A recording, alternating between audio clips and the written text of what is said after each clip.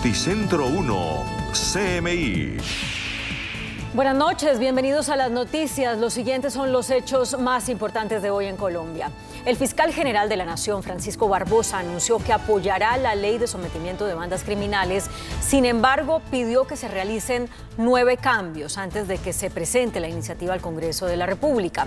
Entre los comentarios están que no se modifiquen las sentencias en las que ya hay condenas contra integrantes de los grupos criminales y que los bienes previamente decomisados no puedan entrar en nuevas negociaciones. Esto entre otras observaciones. Vamos a ampliar esta noticia en nuestra emisión nacional a las 9 de la noche.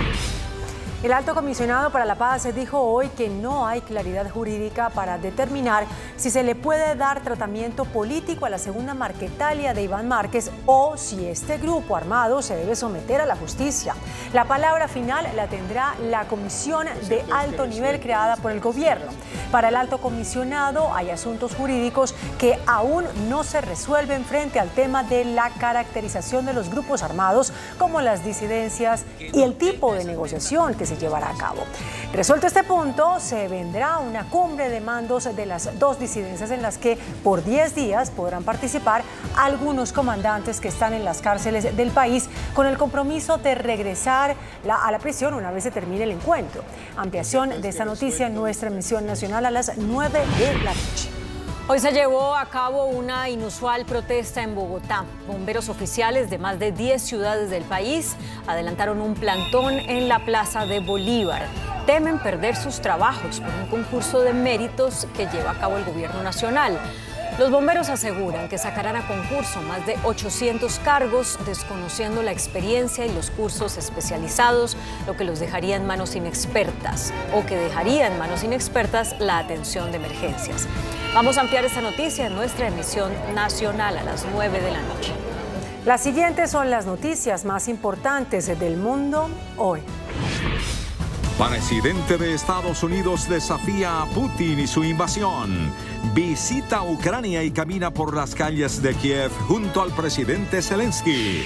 En medio de las sirenas y las alarmas antiaéreas, el mandatario estadounidense dio una caminata por la capital ucraniana y anunció un millonario paquete de ayuda. La democracia resiste, dicen Biden y Zelensky, desde Ucrania.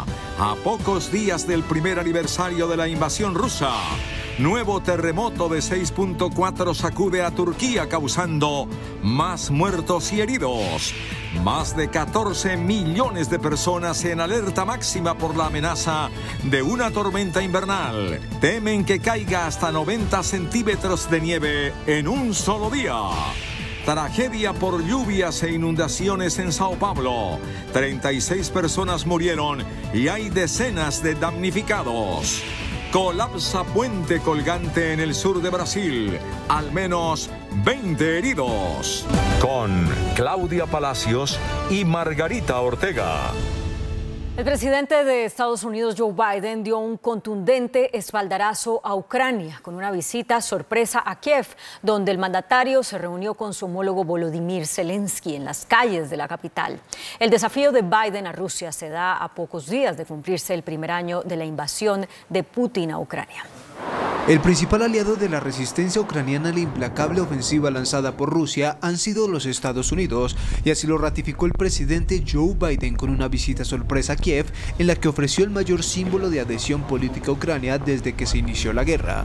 Durante este arriesgado e histórico viaje a la capital de esta antigua república soviética, en el que Rusia se encargó de que la delegación de alto nivel estadounidense no dejara de sentir el conflicto, Biden y su homólogo Volodymyr Zelensky sostuvieron un importante encuentro que contó con una visita a la Catedral de San Miguel y una pequeña caminata por el centro de Kiev, fuertemente escoltados.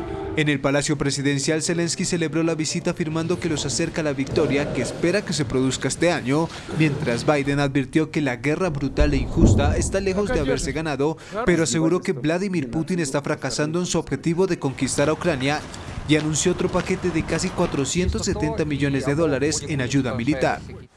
Together, we've committed nearly 700 tanks and thousands of armored vehicles. 1,000 artillery systems, more than 2 million rounds of artillery ammunition, more than 50 advanced launch rocket systems, anti-ship and air defense systems, all defend Ukraine, and that doesn't count. La visita sorpresa, solo 4 días de que se cumpla el primer aniversario de la invasión y de la que Rusia fue avisada unas horas antes, se produce cuando el Kremlin ya ha empezado su nueva ofensiva en distintos puntos del Donbass, una violenta y muy disputada zona del este ucraniano, mientras Kiev sostiene sus alertas ante la posibilidad de que Moscú esté preparando otro bombardeo a gran escala que coincida con el primer año de guerra. El viaje de Biden a Ucrania también se produce después de que Estados Unidos denunció que China está considerando mandar armas a Ucrania y esta duró apenas unas horas. Posteriormente, el mandatario se trasladó a Polonia en un tren procedente de esta antigua república soviética. Un nuevo terremoto de magnitud 6,4 grados golpeó el sur de Turquía, donde el movimiento de tierra dejó varios heridos y edificios derrumbados, agravando aún más la crisis en una región que fue devastada hace 2 semanas por un poderoso sismo que ya deja más de 46.000 fallecidos. La provincia turca de Hatay, cerca de la frontera con Siria, epicentro del desastre natural ocurrido el pasado 6 de febrero, volvió a ser sacudida por un nuevo terremoto que fue captado por varias cámaras, como la de este vehículo que registró cómo primero se cortó la energía antes de que la tierra empezara a moverse con fuerza por unos segundos.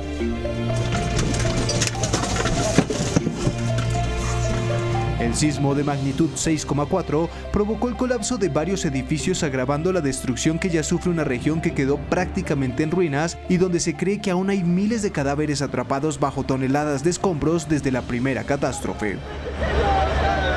El pánico se volvió a apoderar de civiles y el personal que atiende la emergencia, que no han tenido descanso debido a que se han registrado más de 6.000 réplicas en las últimas 2 semanas, aunque los 2 temblores más recientes se sintieron mucho más fuerte que los anteriores y dejaron varios heridos. Por ahora, crece la amenaza de una crisis humanitaria cuando el balance de víctimas fatales continúa subiendo y millones de personas afectadas de toda la región se enfrentan al dilema de si arriesgarse a volver a entrar en sus casas, esperar a que se examine la estructura o mudarse a otro lugar. De momento, las autoridades no han comunicado el número de personas que se han quedado sin hogar, pero sí se ha confirmado que más de 105.000 edificaciones se derrumbaron o quedaron muy dañadas y deben ser demolidas. Más de 14 millones de personas se encuentran bajo alerta de clima invernal en 17 estados de los Estados Unidos por las posibles tormentas que azotarán la región en los próximos días con una gran cantidad de nieve. Aunque febrero ha sido uno de los meses más cálidos en varias regiones estadounidenses, también ha sido un mes con alta actividad de tormentas invernales, por lo que el Servicio Nacional Meteorológico de Estados Unidos puso bajo alerta 17 estados del país por las posibles nevadas que caerán sobre la costa oeste hasta el noreste de Michigan. Se estima que en los próximos días caigan varias nevadas entre 30 y 90 centímetros en las cascadas y montañas rocosas. Asimismo, entre las zonas más afectadas, se espera que en las llanuras del norte y el centro de Estados Unidos desciendan hasta 60 centímetros de nieve al terminar la semana.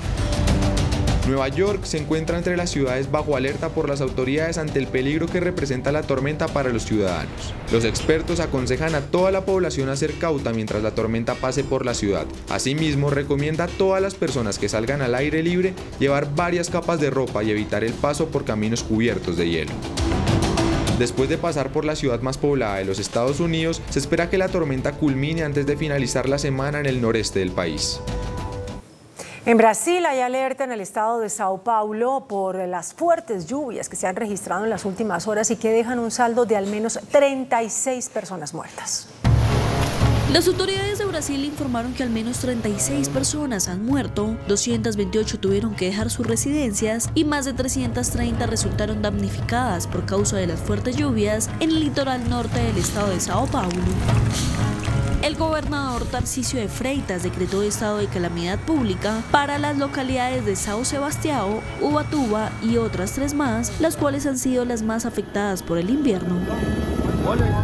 El presidente del país, Luis Inácio Lula da Silva, sobrevoló las zonas más golpeadas y prometió ayudas a todas las víctimas, a buscar los desaparecidos y restaurar las carreteras, las conexiones eléctricas y las telecomunicaciones en la región.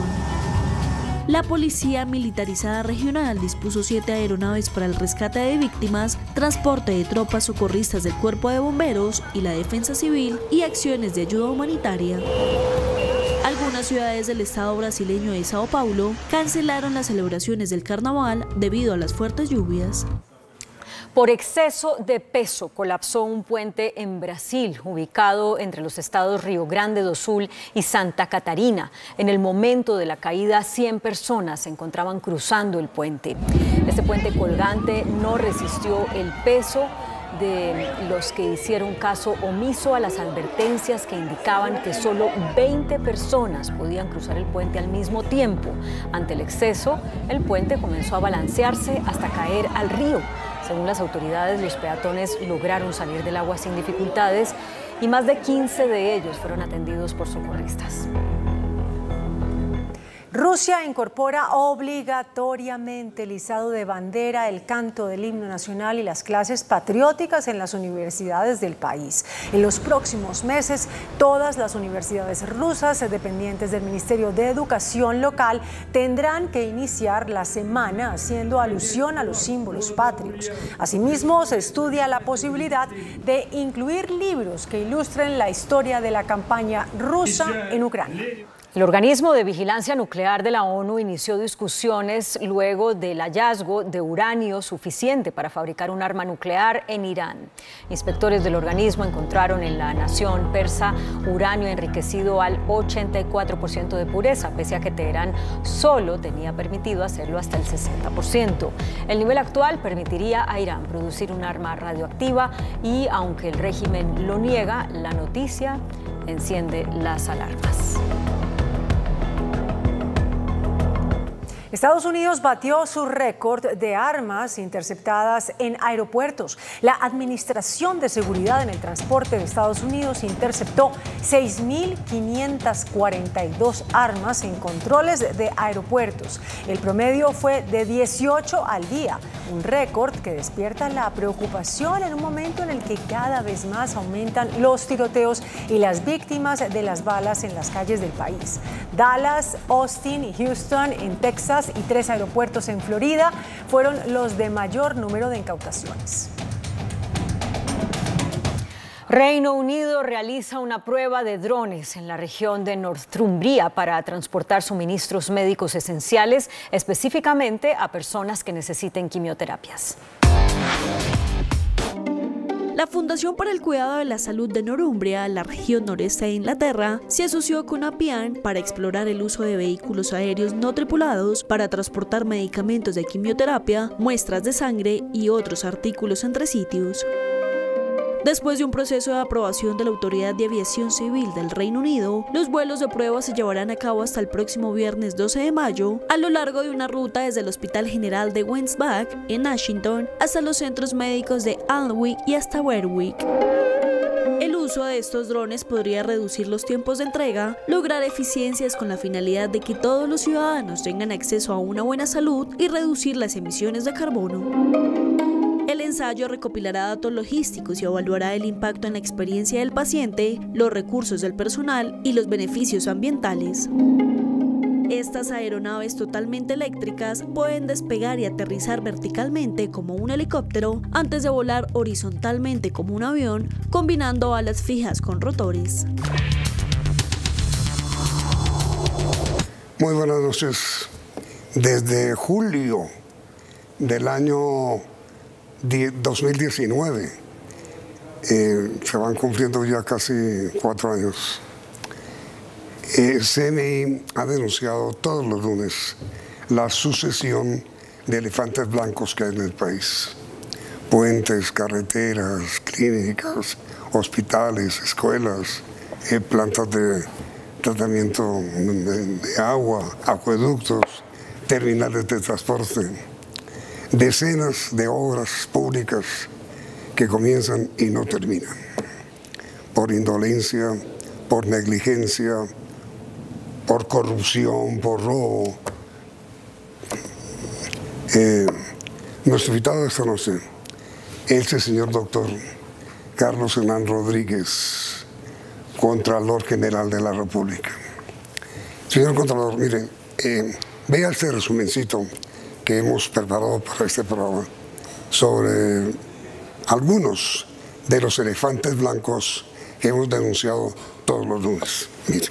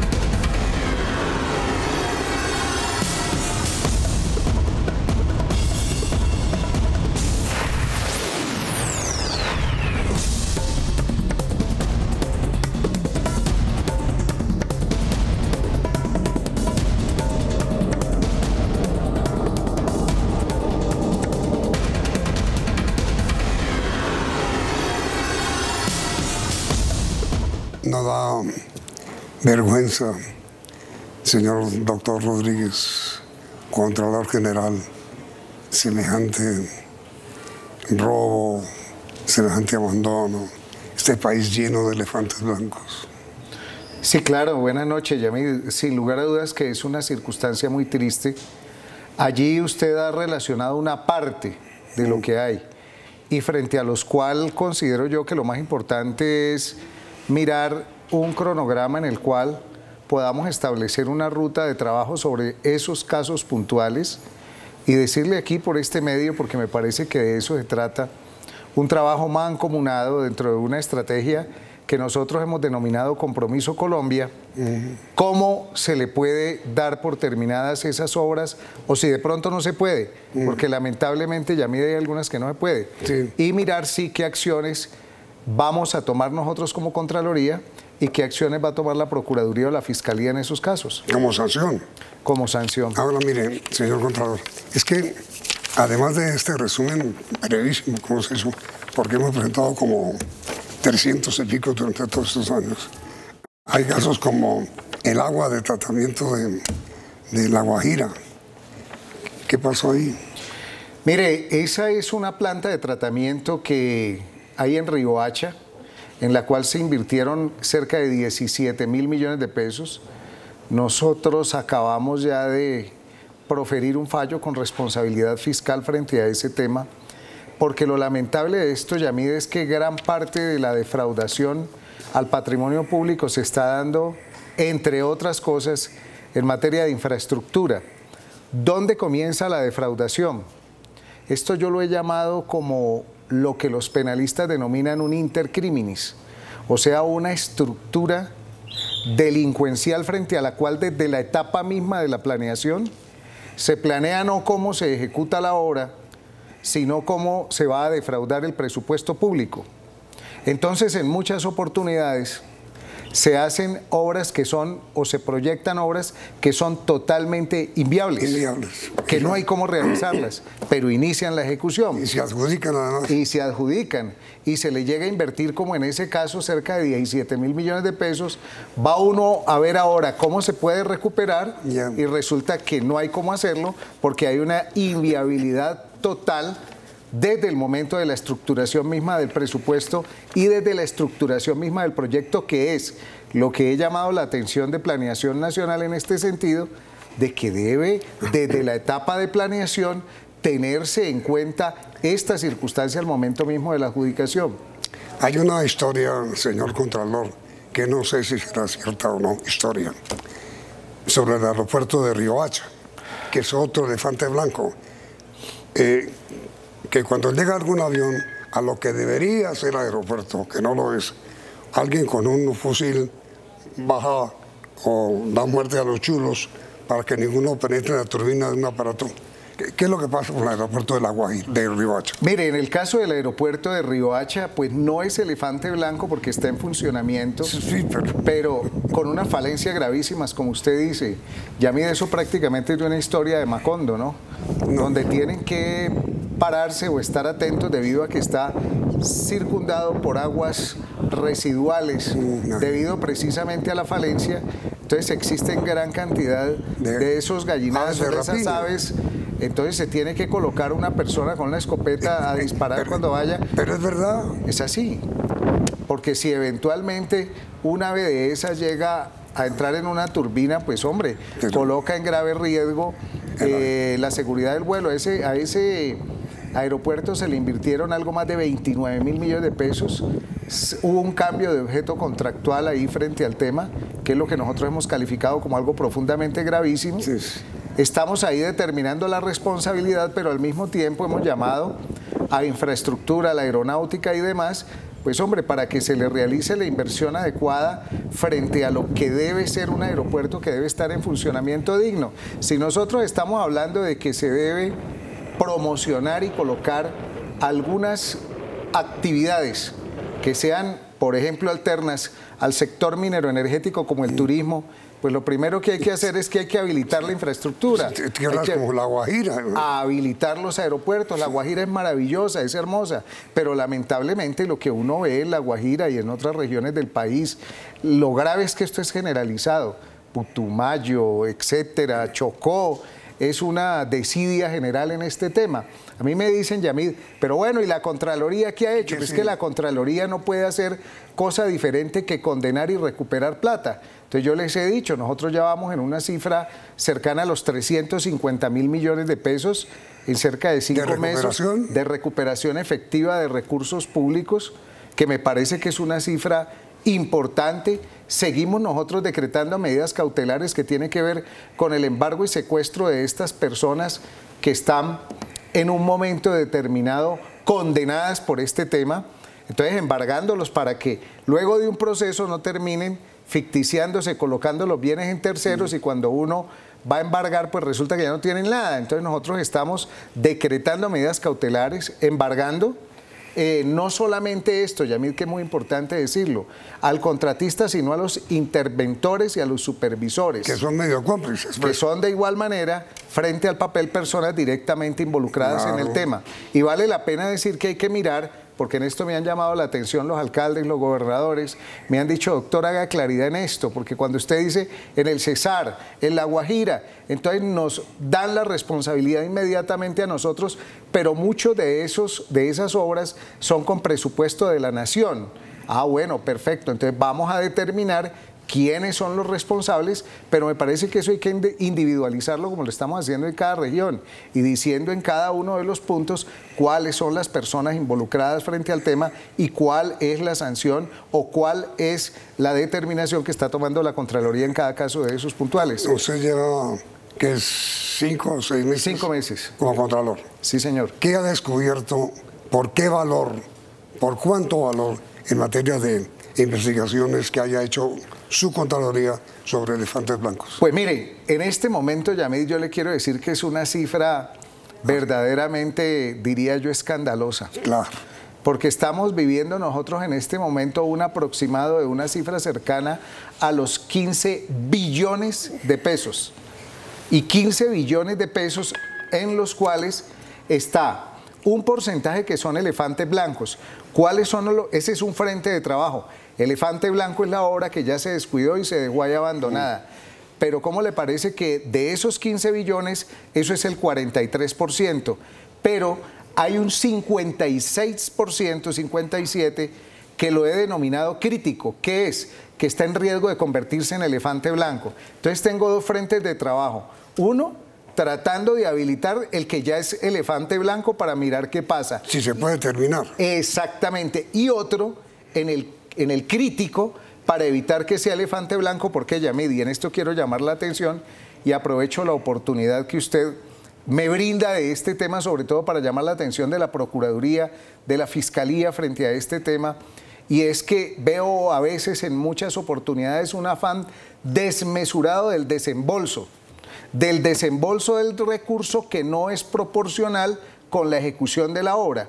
Entonces, cuando se desembolsa un recurso superior, que es lo que estamos haciendo nosotros advirtiendo, mire, no desembolse más recurso hasta tanto no exista proporcionalidad entre el desarrollo físico de la obra y el desembolso del recurso. ¿Qué es lo que debería hacer? ¿Qué es lo que debería hacer? Porque en gran parte, le repito, lo que uno observa es el afán desmesurado por pagar, pero resulta que no hay un adecuado control frente a lo que debe ser la ejecución de la obra en sí. Es decir, el afán por cobrar y el afán por pagar. El que peca por la paga y el que paga por pecar. Sí, lamentablemente eso es muy grave, Yamid, y quiero decirle que sobre todo cuando son obras en las cuales uno ve que no hay recuperación, porque yo quiero decirle, Yamid, aquí, que es muy importante que esas obras que usted acaba de relacionar, les hagamos un seguimiento y que yo pueda venir aquí y decirle con cada una qué pasó, qué sucedió y cuándo se va a entregar.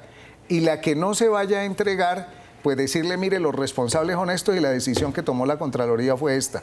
A mí me parece que es la única manera de recuperar la confiabilidad y la credibilidad, y me parece que ese es un trabajo muy importante que se puede realizar de manera conjunta entre el medio de comunicación y la Contraloría, que vean que es una actividad seria que se está haciendo y que efectivamente estamos comprometidos en este proyecto de que se entreguen las obras y que las obras sean viables. Aceptada irrevocablemente su oferta, señor Contralor, para que todos los lunes usted o su delegado estén aquí en CMI para que observen la denuncia sobre los elefantes blancos y tomen medidas. Perfecto, y como le digo, Yamil, sobre los 21, más o menos que me acaban de relacionar en esos 9 minutos, creo que fue que alcancé a ver ahí, yo me comprometo a que le digamos cuál es el estado de cada uno, en qué está, las acciones que vamos a tomar en cada uno de ellos o los responsables que hay en cada uno de esos 21 Contralor, proyectos. muy amable usted, muy querido por responder a esta denuncia y muy amable usted con los televidentes que viven asombrados todos los lunes de las denuncias de elefantes blancos y no pasa nada. Sí, yo lo que invito, Yamid, es a que no se desfallezca en este tema.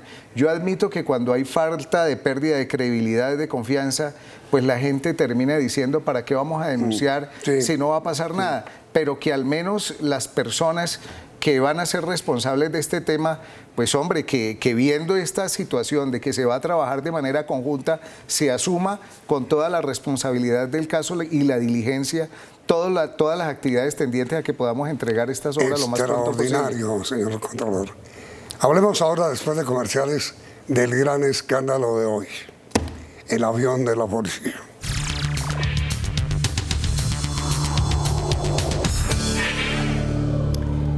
Señor Contralor, a raíz de la denuncia de usted sobre la compra de un avión de lujo para la Policía Nacional, el diario El Tiempo publica en su página web de hoy una información según la cual El Tiempo investigó y estableció que la negociación por parte de privados estuvo a cargo de un conocido empresario brasileño del sector llamado Luis Ignacio Stein. Pues a ver, Yamid, ahí lo que ha pasado a través de nuestra delegada de defensa, ¿qué ha sido? Existía un plan frente al cual se debían comprar 3 aviones con capacidad para 44 pasajeros cada uno. Para la policía. Para la policía. Se varió frente al tema el tema del objeto contractual, se varió el plan de compras y no se compraron esos 3 aviones, sino que se utilizó el 40% del presupuesto en la compra de un avión con capacidad para 13 personas, categoría VIP. Ese avión de un costo de $12 millones, que equivale aproximadamente al 40% del presupuesto que estaba destinado para la compra de los otros 3. Como le digo, nosotros hemos formulado el hallazgo, ya ese hallazgo pasará a nuestra respectiva delegada, en este caso de responsabilidad fiscal, porque hay un hallazgo. Determinaremos si vamos a aperturar una indagación preliminar para mirar qué tipo de responsabilidad hay frente a esta circunstancia y frente a esta situación desde el punto de vista fiscal, sí, o sea, del detrimento patrimonial. Sí, hay una expresión que la Contraloría utiliza frecuentemente que llama hallazgo. ¿Qué es hallazgo? El hallazgo es la etapa primera frente a la cual hay una conducta presuntamente indebida. Indebida del hallazgo, ¿qué quiere decir? Que puede ser administrativo frente al cual hay un plan de mejoramiento. Pero el hallazgo, que es inicialmente administrativo, puede tener un alcance fiscal. ¿Fiscal qué es? Que eventualmente se puede haber causado un presunto detrimento patrimonial. Cuando el hallazgo es fiscal, pues la Contraloría determina y apertura proceso de responsabilidad fiscal o apertura de indagación preliminar. Pero, esto es muy importante, discúlpame, Yamid, si el hallazgo es disciplinario, o sea, si el problema es de la conducta del servidor público como tal, nosotros damos traslado a la Procuraduría, porque la Procuraduría es la que tiene la facultad para en un momento determinado inhabilitar, destituir, impedir, etcétera. Pero si hay una presunta conducta dolosa, o sea, ya es un hallazgo de tipo penal, pues le damos el traslado a la Fiscalía, para lo de su competencia, que ya será desde el punto de vista penal. ¿Y quiénes están comprometidos, señor Contralor, en este hallazgo que usted ha hecho? Pues a ver, yo no puedo, por circunstancias propias del proceso, individualizarlos en este momento, porque le estoy hablando de presuntas personas frente a las cuales la otra semana estaremos nosotros formalmente, si la decisión es la de aperturar esa indagación preliminar, decir frente a cuál. Lo que sí le puedo informar es que es frente a varias personas de la fuerza pública que pueden estar activos o puede que no estén activos en este momento. ¿Cuántos? Son aproximadamente unos 10, 12 personas. ¿De la Fuerza Aérea? Sí, de la Policía Nacional. Todos de la policía. Sí. ¿Altos sí. mandos? ¿Generales? Sí. ¿Varios? Sí. ¿Activos? Hasta ahí se lo dejo. No, pero digo activos. Vamos a ver, están en eso. De aquí a la otra semana vamos a sacar el tema, Yamid. Me comprometo a que se lo estoy pasando de primera mano. Pero digamos, abriendo o solicitándole a Fiscalía o Procuraduría que continúen con la... Claro, que continúen la investigación, sobre todo, porque te digo, Yamid, porque hay que ser muy cuidadoso, porque lo que no puede incurrir el Contralor es en una labor de prejuzgamiento. Yo aquí no estoy prejuzgando, sí. Estoy simplemente indicando que hay una investigación una presunta, frente a la cual se están calificando y habrán unos presuntos implicados que van a ser conocidos frente al tema de las responsabilidades que tendrá que indagar cada uno de los organismos competentes. Sí, es decir, Contraloría si es disciplinario. Si es fiscal. Contraloría perdón. Procuraduría si es disciplinario. Exacto. Y Fiscalía si es penal. Si es penal. Exactamente. Y eso es verdad la próxima semana. Sí, señor. Y bueno, Contralor, muchísimas gracias por haber aceptado esta invitación. Gracias por su cooperación para denunciar los elefantes blancos. Pero mire, Contralor, hay muchísimos otros temas que quisiera hablar con usted. Por ejemplo, la salud, el escándalo que hay, Hidroituango, la intervención del presidente Petro en las tarifas de energía. Pues sí, lo hacemos mañana. Bueno, grabamos ya para mañana. Perfecto. Listo, Está Contralor, bien, muchas gracias. Está bien, muy amable, gracias. A usted, muchas gracias. Y a ustedes, televidentes, gracias por la sintonía. Y mañana, segunda parte de la entrevista con el Contralor Rodríguez. Muy amable. Noticentro 1, CMI. Reparo del fiscal Barbosa al proyecto sobre sometimiento de bandas y narcos. Discrepan fiscal y comisionado de paz sobre eventuales modificaciones a sentencias penales. Oti Patiño, jefe de delegación de paz del gobierno, dice que cese de hostilidades de ELN debe ser definitivo. Concepto de Presidencia de la República dice que Iván Márquez no puede negociar, solo someterse a la justicia.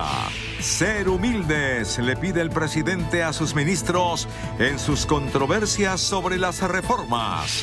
En un comunicado, gremios médicos expresan preocupación por la reforma a la salud.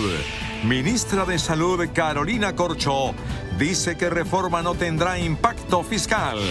Artículos estatutarios serán retirados de reforma a la salud.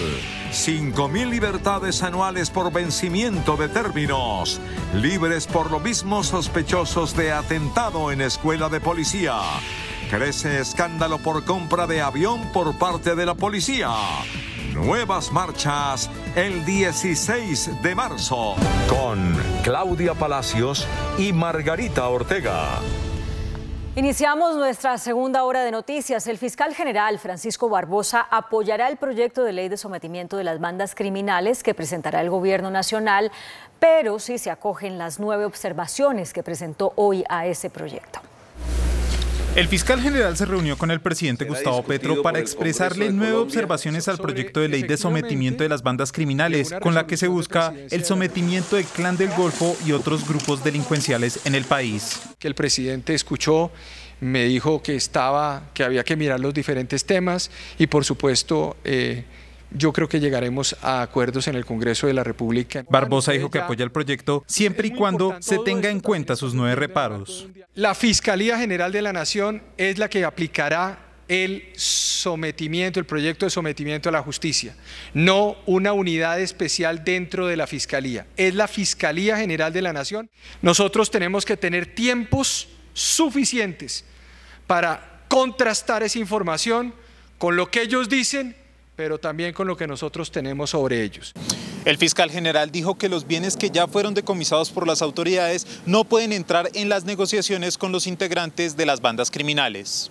Esté en proceso ya ante los jueces o que incluso esté ante la SAE porque se haya entregado, no pueden hacer parte de las negociaciones. Barbosa indicó que la Fiscalía no hará seguimiento a las listas de sometimiento y advirtió que el fiscal general podría perder algunas de sus facultades con la iniciativa legislativa.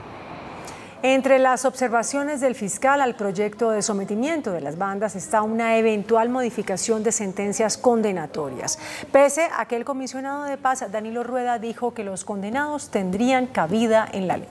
Vayamos al Congreso de la República. El fiscal general advirtió que no se pueden alterar las sentencias contra integrantes de las bandas criminales, dado que se afectaría la cosa juzgada. En el artículo 46 se viola el principio de cosa juzgada. ¿Qué quiere decir para que ustedes entiendan muy bien esto?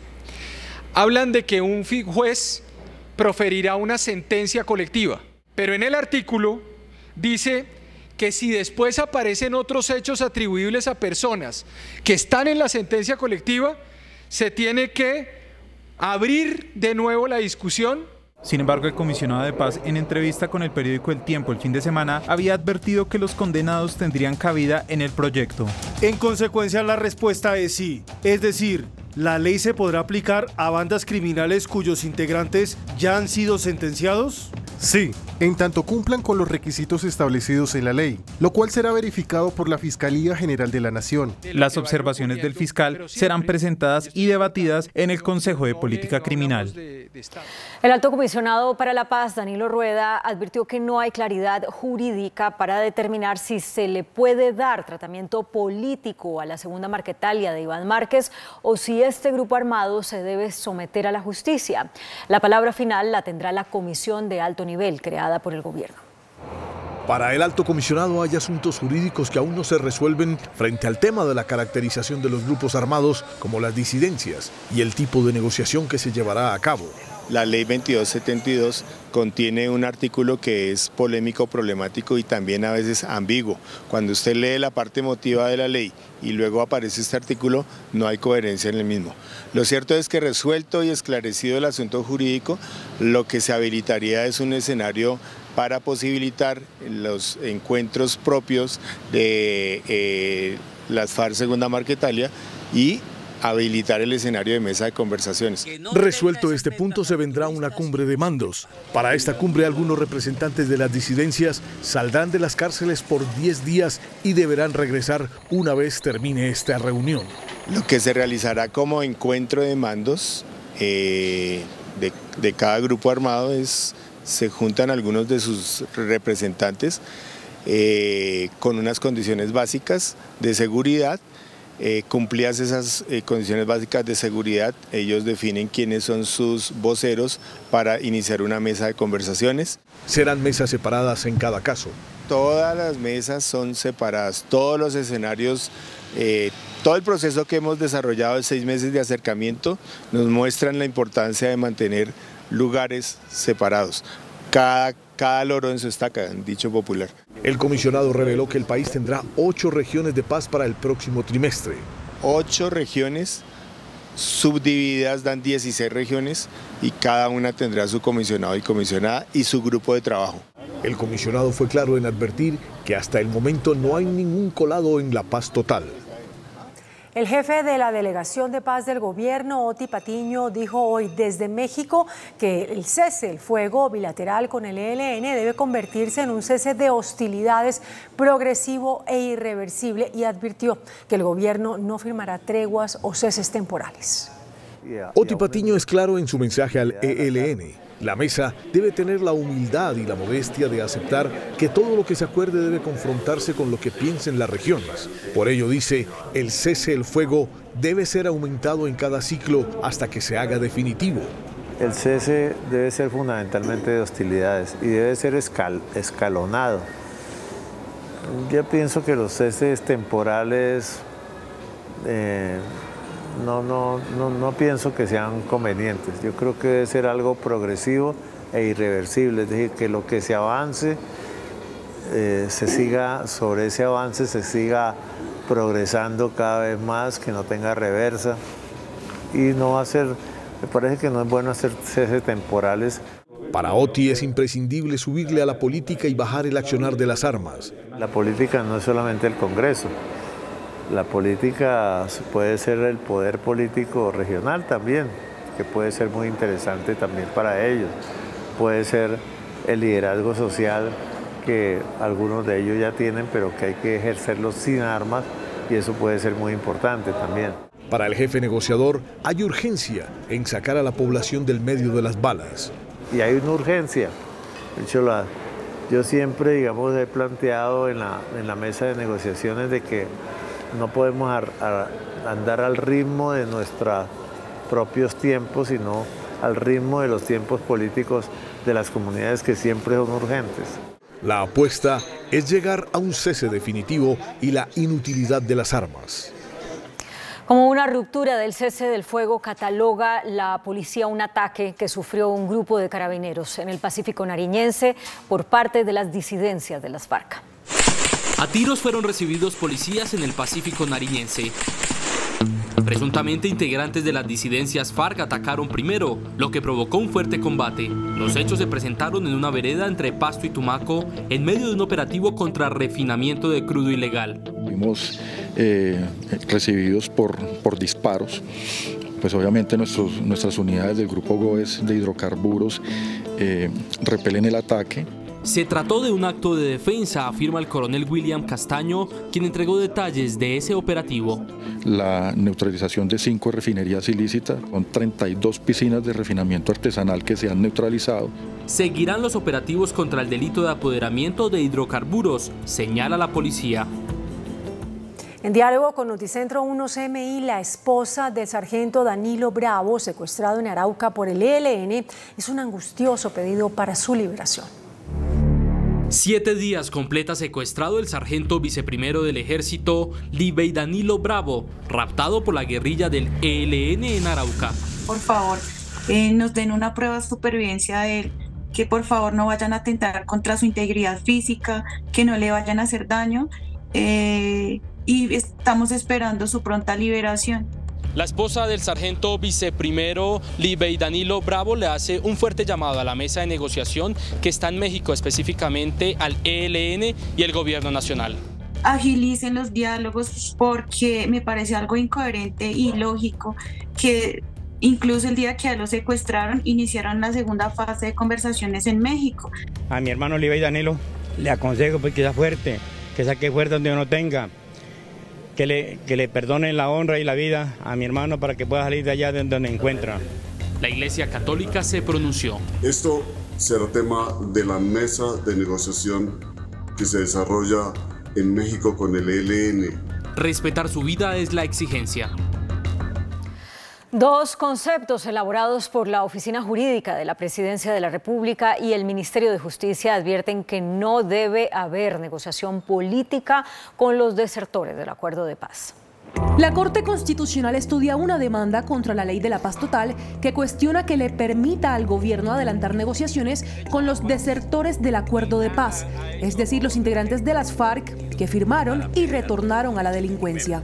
En el marco de ese debate, el secretario jurídico de la Presidencia de la República, Vladimir Fernández, aseguró que la Ley de Paz Total permite la negociación con organizaciones con estatus político, como lo son el ELN y las disidencias de las FARC, pero advierte que los desertores, en clara alusión a la segunda Marquetalia de Iván Márquez, no negociarán en términos políticos, pues podrán acogerse a las reglas del sometimiento a la justicia. Estas personas no podrían acudir a la JEP ni tramitarían sus beneficios en el marco de un acuerdo de paz, sino en el escenario del sometimiento a la justicia. Su proceso no va por medio de diálogos, negociación y acuerdo de paz, sino de acercamientos, conversaciones y sometimiento a la justicia.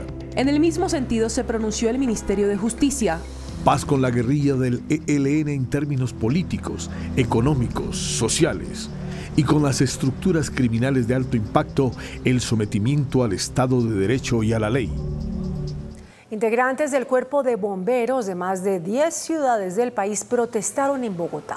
Temen ser despedidos por un concurso de méritos que adelanta el gobierno nacional. Los bomberos del país se tomaron la Plaza de Bolívar para denunciar despidos masivos. Sus cargos saldrán a concurso en un proceso que adelanta la Comisión Nacional del Servicio Civil. Es poner en riesgo a la ciudadanía porque van a salir personal idóneo, capacitado y formado para atender las emergencias y pues va a llegar personal novato. Aseguran que en el proceso meritocrático no se tiene en cuenta la experiencia. Se está perdiendo la antigüedad, la experiencia. Esos cursos especializados que tenemos no se tienen en cuenta. Además, advierten que los requisitos para participar en el concurso son incumplibles. Que tengamos unas medidas de reina, o sea, que de busto tengas tanto, que de cintura tengas tanto, que de cola no puedes usar lentes. Bomberos oficiales de 12 ciudades, entre ellas Pereira, Cartagena, Bucaramanga, Neiva y Buenaventura, participaron del plantón. El presidente Gustavo Petro le pidió a los ministros que sean humildes y que no asuman actitudes inflexibles frente a las controversias por las reformas que proyecta adelantar el Ejecutivo. Así lo aseguró hoy el ministro del Interior, Alfonso Prada. Frente a los duros comentarios del presidente del Congreso, Roy Barreras, contra la ministra de Salud, Carolina Corcho, el ministro del Interior, Alfonso Prada, aseguró que el presidente Petro les pidió que sean humildes ante las críticas u observaciones. El presidente nos ha indicado que en estos debates los ministros debemos ser humildes, no tener inflexibilidades en el diálogo. El ministro Prada anunció el acuerdo con los educadores caucanos que permitió finalizar la ocupación de 14 días al frente del edificio del Congreso. Ha habido un acuerdo sensato, técnica y académicamente soportado, y agradecemos mucho la confianza en el gobierno y la decisión de retornar al departamento del Cauca. Los educadores se retiraron de la Plaza de Bolívar y volverán a dictar clases en el Cauca. Por supuesto, nosotros honramos la palabra, esperamos que el gobierno nacional también honre la palabra porque confiamos en esos documentos y en esa carta que se ha firmado.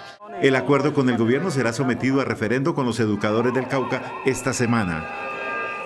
Una familia se convierte en la más reciente víctima de un ataque armado en Soledad Atlántico. Otra masacre perpetrada en Colombia. Llevan 18 masacres en lo corrido del 2023. En estas últimas masacres especialmente son grupos que son tercerizados por los grandes grupos, entre otros las autodefensas gaitanistas. Una peligrosa estructura armada sería la responsable del ataque en Soledad Atlántico. Fueron asesinadas 3 personas y 4 heridos más, entre ellos pues un menor de edad y en la masacre también una menor de edad. Las 3 víctimas fueron identificadas como Noria Marixa Párez, de 60 años de edad, Armando José Escaray Lozada, de 42, y una menor de 15 años. Un líder social fue asesinado en Carepa, Antioquia. La víctima fue identificada como Jorge Alejandro Chica, quien fue ultimado por hombres armados. En la zona opera el Clan del Golfo. Las autoridades investigan el atentado contra el esquema de seguridad de un firmante de paz en Arauca. El ataque se produjo contra la camioneta que utiliza habitualmente el firmante de paz y líder del partido Comunes, Juan Torres. El ataque ocurrido en el municipio de Tame causó graves daños al vehículo sin herir a sus ocupantes. El carro recibió 10 impactos de arma de fuego. Los exgobernadores de Córdoba, Alejandro León y Edwin Besaile, serán acusados ante la Corte Suprema de Justicia por la presunta apropiación de recursos de la salud con supuestas terapias para el neurodesarrollo de menores de edad. Según el expediente, ambos exgobernadores habrían incurrido en irregularidades por pagos de terapias de neurodesarrollo a 500 menores de edad. El expediente reprocha que ese tipo de terapia se practica en pacientes de edad avanzada y al 0,03% de niños y niñas con discapacidad. Una juez de Medellín envió a la casa por cárcel a la actual secretaria de Educación de la ciudad, Alexandra Gudelo, señalada de irregularidades en contratación. La funcionaria y Lina Gil, exdirectora del programa Buen Comienzo, responden por las presuntas irregularidades en la contratación de este programa en 2020 y por la entrega de paquetes alimentarios a la población escolar. Según la Fiscalía, hubo peculado en cerca de 2.000 millones de pesos. Una emergencia ambiental se registra en el municipio de Ricaurte, esto es en Nariño, tras la perforación de manera ilegal del oleoducto trasandino. El hecho ocurrió en la vereda Ospina Pérez, al parecer por la ubicación de válvulas ilegales para el hurto del crudo. Se reventó el tubo. La Procuraduría General le dio la razón a la administración de Bogotá en el millonario pleito con el operador del relleno Doña Juana. El organismo de control terció en el pleito más jugoso que hoy enfrenta Bogotá en los tribunales. Se trata de una disputa por más de $1 billón con la que el operador del relleno Doña Juana, Centro de Gerenciamiento de Residuos Doña Juana SAESP, la Procuraduría, en un documento de más de 100 páginas, concluye que el operador del relleno Doña Juana ha incumplido el contrato y pide negar las pretensiones económicas. Varias agremiaciones del sector de la salud expresaron su preocupación por los cambios que se proyectan en la reforma presentada por el gobierno. En un documento de 4 páginas, agremiaciones médicas alertaron que el nuevo proyecto de reforma a la salud establece nuevas definiciones que no se ajustan con la evidencia científica global. También expresaron su preocupación porque no se ha definido un tiempo límite para la transición. Se refirieron también al trabajo de las EPS, pues aseguran que al no existir afiliación de usuarios, tampoco habrá motivación para que el trabajador independiente realice los pagos de salud. Otra preocupación se dirigió al manejo de recursos, pues aseguran que la ADRES no está en la capacidad técnica para convertirse en pagador único. También les preocupa la cifra total de los recursos que requerirá el nuevo sistema en los próximos años. Sin embargo, hay puntos de la reforma que desde varios sectores son apoyados. El fortalecimiento tanto de la atención primaria en salud como de la red pública de servicios. Mientras tanto, la ministra de Salud, Carolina Corcho, aseguró que la reforma no tendrá un mayor impacto fiscal. La reforma a la salud no costará más que el sistema actual. Esta es la apuesta del gobierno para garantizar que no haya un impacto fiscal con el nuevo sistema. Empezar a direccionar esos recursos en un plan decenal para irlos aumentando paulatinamente, y hay estudios en el mundo ya aprobados donde en la medida que usted va instaurando este sistema disminuye la mediana y alta complejidad y va trasladando los recursos. No necesita plata adicional. Necesitamos es una voluntad política del Congreso para permitir el cambio de esta vocación de los recursos de la salud. Se dejarán de girar 6.6 billones de pesos a las EPS por el manejo del riesgo en salud. Lo que se denomina la gestión del riesgo en realidad es una función que ejerce hoy la red de prestación de servicios en Colombia. Que regulemos las EPS, que pongámoslas en cintura. El Ministerio de Salud ha emitido más de 20 decretos, más de 20, para ver cómo ordena esto. Que tratemos de que sean socias de los... y no ha funcionado. ¿Como a razón de qué vamos a repetir lo mismo? La ministra también le respondió al senador Roy Barreras, quien criticó duramente sus propuestas. Que lo que queremos es discutir los contenidos de la reforma, no la personalidad de un senador, un representante a la Cámara o del presidente. Esas son discusiones de los psiquiatras. Los presidentes de las comisiones que integran la Cámara determinaron que la reforma a la salud se tramitará como una ley ordinaria. De acuerdo con la decisión, la reforma a la salud arrancará el trámite en la Comisión Séptima de la Cámara de Representantes. El gobierno, si bien es cierto, tiene la seguridad de que absolutamente el articulado se debe ir por vía ordinaria. Si llegara a haber duda y si llegaran a existir artículos que pudieran tramitarse por ley estatutaria, serán retirados por el mismo gobierno dichos artículos. Yo creo que esto le da tranquilidad al procedimiento en garantía de que el Congreso de la República no tenga un desgaste y el Gobierno Nacional tampoco en una reforma pues de tanta importancia para el país. Los coordinadores ponentes del proyecto serán los encargados de la eliminación de los artículos. Mañana la Comisión Séptima de la Cámara escuchará en audiencia a la ministra de Salud. En reunión con los congresistas del partido Alianza Verde, el presidente Gustavo Petro trazó las líneas rojas de la reforma a la salud. Según la senadora Angélica Lozano, estas son el sistema preventivo y la territorialidad de la atención primaria. La reunión con la mayoría de los 23 congresistas que tiene la Alianza Verde, 8 senadores y 15 representantes a la Cámara, la tuvo el presidente Gustavo Petro en la Casa de Nariño. Allí fue discutido el Plan Nacional de Desarrollo y, por supuesto, la reforma a la salud. El presidente trazó las líneas rojas, de acuerdo con la senadora Angélica Lozano. El sistema preventivo en salud, el sistema localizado en cada municipio en salud de prevención y el tarifario único. Y el presidente de la Comisión Quinta del Senado, Inti Asprilla, quien es el petrista de la Alianza Verde, dijo que va a pedir que en su partido sea aplicada la ley, precisamente, de partidos. Yo sí creo que en este tipo de reformas que son estructurales, en este proyecto de cambio debe empezarse a aplicar la ley de bancadas, que nunca lo hemos hecho al interior de la Alianza Verde, pero ya llegó la hora. La próxima semana el presidente Gustavo Petro sostendrá reuniones con la bancada del Partido Liberal y también con la bancada del Partido de la U, ambas por separado. Vehículos de carga empezaron a circular por una de las vías alternas tras el derrumbe en Rosas, Cauca, que bloqueó la vía panamericana. Luego de trabajar intensamente por parte de los funcionarios de Invías y la firma contratista, se logró que 41 días después se diera paso con tractocamiones y tractomulas que transportan la carga que está represada en el departamento de Nariño. Cumplimos un compromiso y esperamos la variante la próxima semana esté en funcionamiento. Le hemos pedido a la comunidad del municipio de La Sierra, de La Depresión y de Rosas una semana más de paciencia. Esperamos, por supuesto, que se resuelva de fondo ya lo de la variante como estaba contemplado, que el clima nos favorezca un poco. La apertura ya tiene horario definido de lunes a sábado y los fines de semana estará cerrada para adelantar mantenimiento. Que lunes, miércoles y viernes se transite desde el sector del sur del departamento, desde Pasto hasta Popayán. En el horario de 6 de la mañana a 6 de la tarde, los vehículos con carga a partir de las 11 de la mañana. Súper bien, porque estamos esperando desde ayer, aquí firma. El próximo lunes 27 de febrero se espera que el presidente Gustavo Petro inaugure la variante Chontaduro-Párraga. Un estudio de la Corporación Excelencia en la Justicia revela que en promedio anualmente 5.000 presos quedan libres por vencimiento de términos. Nuevamente se reabre el debate por las libertades por vencimiento de términos en el país, luego de que fueran dejados en libertad 5 presuntos implicados en el atentado en la Escuela de Cadetes General Santander, entre ellos alias Jesús, supuesto coordinador del ataque.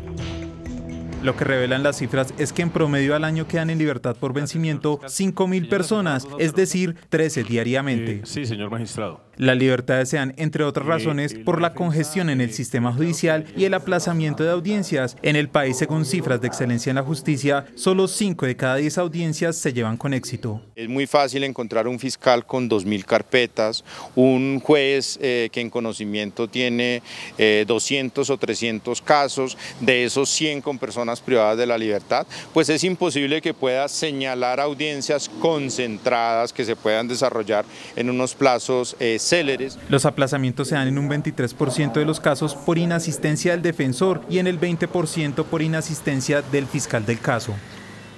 En la Cámara de Representantes se denunciaron presuntos desvíos de recursos en varias universidades públicas.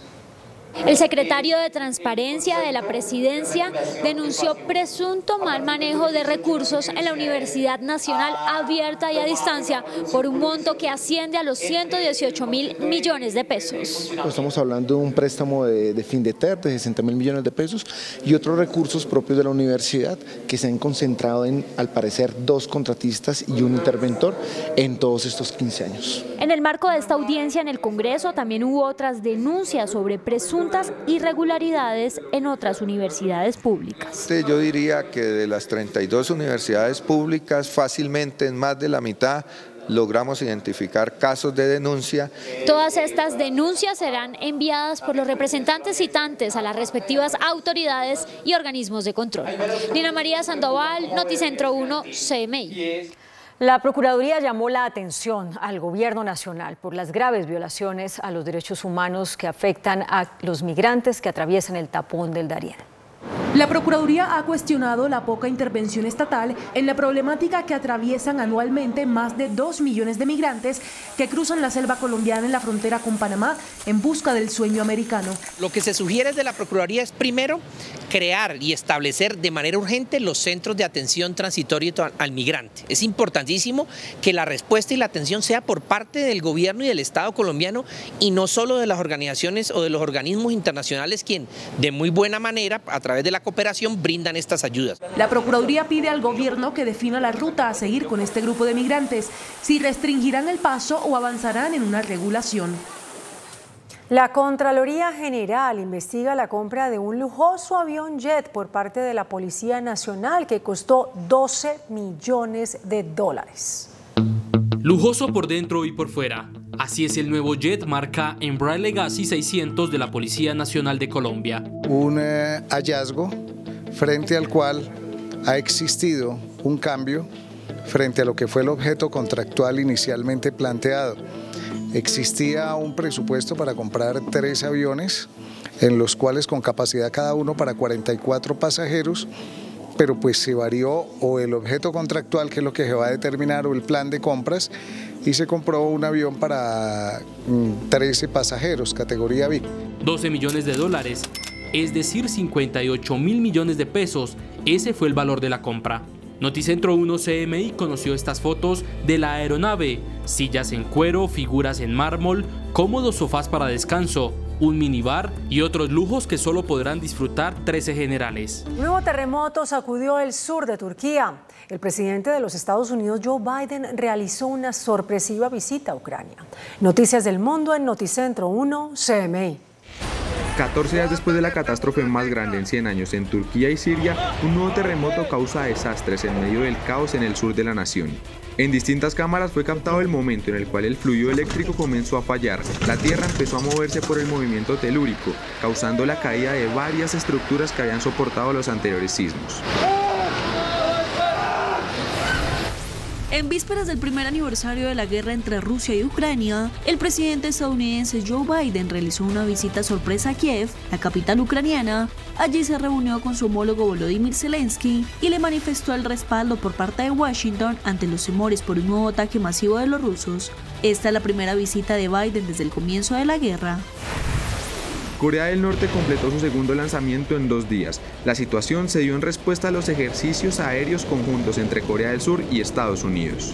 Pyongyang acusa a Washington y Seúl de exacerbar la tensión en la zona aérea y amenaza con convertir el Pacífico en un campo de tiro.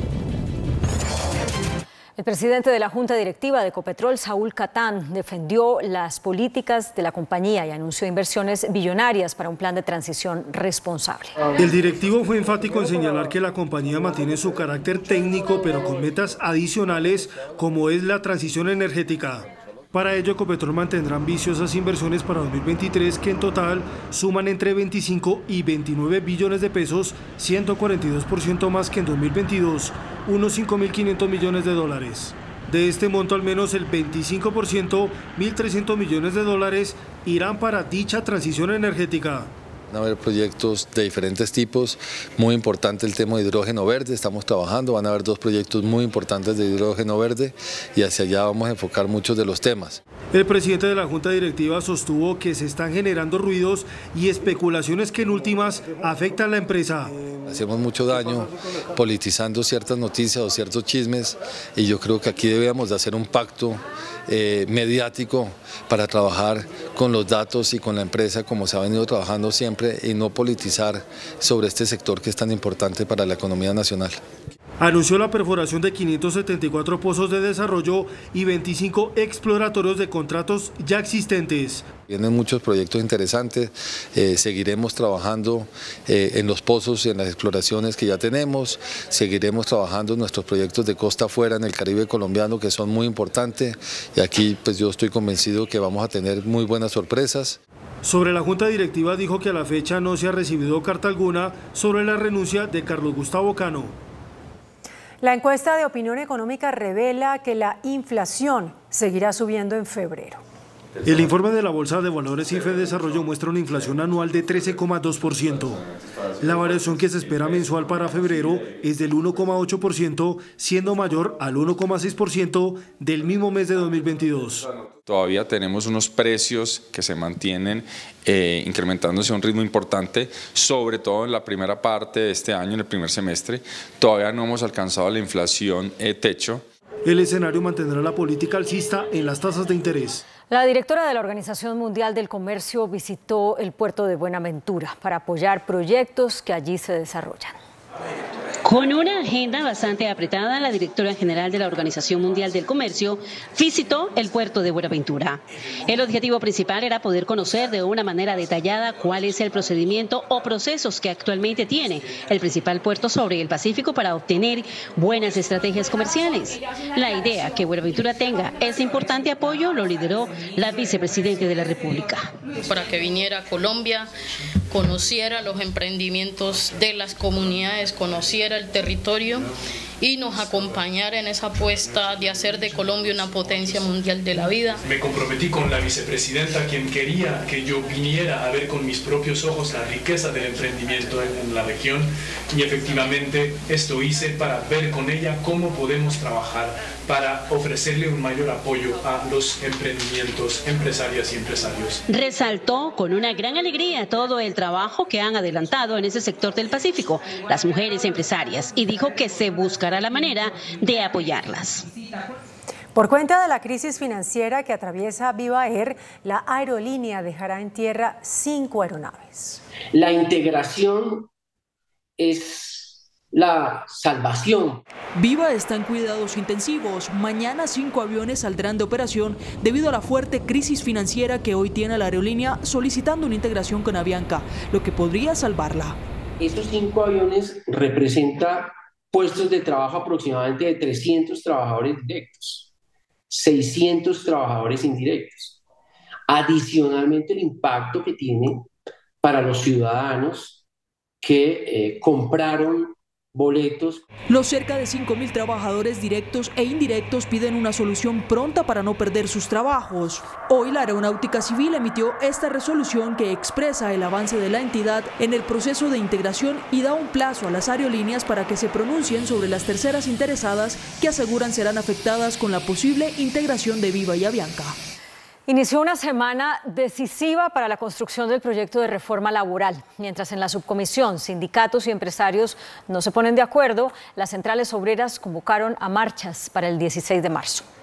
Apoyar las reformas del cambio, ese es el argumento de las centrales obreras para convocar a marchas el próximo 16 de marzo, día en el que serán radicadas en el Congreso las reformas laboral y pensional. Haremos movilizaciones en 5 capitales del país en defensa de las propuestas laborales que hemos presentado al gobierno. En la subcomisión, sindicatos y empresarios no se ponen de acuerdo, especialmente en los temas de formalización laboral y recargos nocturnos. Va a ser muy complicado llegar a un acuerdo porque los empresarios consideran que nuestras peticiones están pasadas de moda. Hoy el Ministerio de Trabajo expuso las más de 2.880 propuestas para reforma laboral realizadas desde distintos sectores y territorios. El índice de capitalización de la bolsa, que mide el comportamiento de las 20 principales acciones, cerró al alza. El índice selectivo MSCI Colcap de la Bolsa de Valores de Colombia subió 0,09% a 1.210 puntos. La acción de Celsia fue la que más subió, con una valorización de 3,09% a 2.235 pesos. La acción de Conconcreto fue la que más bajó, con una pérdida de 9,2% a 181 pesos con 50 centavos. La acción más negociada de la jornada fue la de Preferencial Bancolombia, al movilizar más de 1.315 millones de pesos, con una variación positiva de 0,34% a 32.780 pesos. El dólar se mantuvo estable. Indicadores económicos en Noticentro 1 CMI. Por ser día festivo en Estados Unidos, la tasa representativa del mercado se mantiene en 4.918 pesos con 94 centavos. Los profesionales del cambio compran la divisa en promedio en 4.590 pesos y la venden en 4.690 pesos. Un euro cuesta 5.253 pesos con 50 centavos. La libra de café en Nueva York se mantiene en $1 con 88 centavos. También el azúcar se mantiene en 21,40 centavos de dólar la libra. El barril de petróleo WTI se cotizó en $77 con 41 centavos. La referencia Brent para Colombia se cotizó en $83 con 80 centavos. Una acción de Ecopetrol cuesta 2.551 pesos.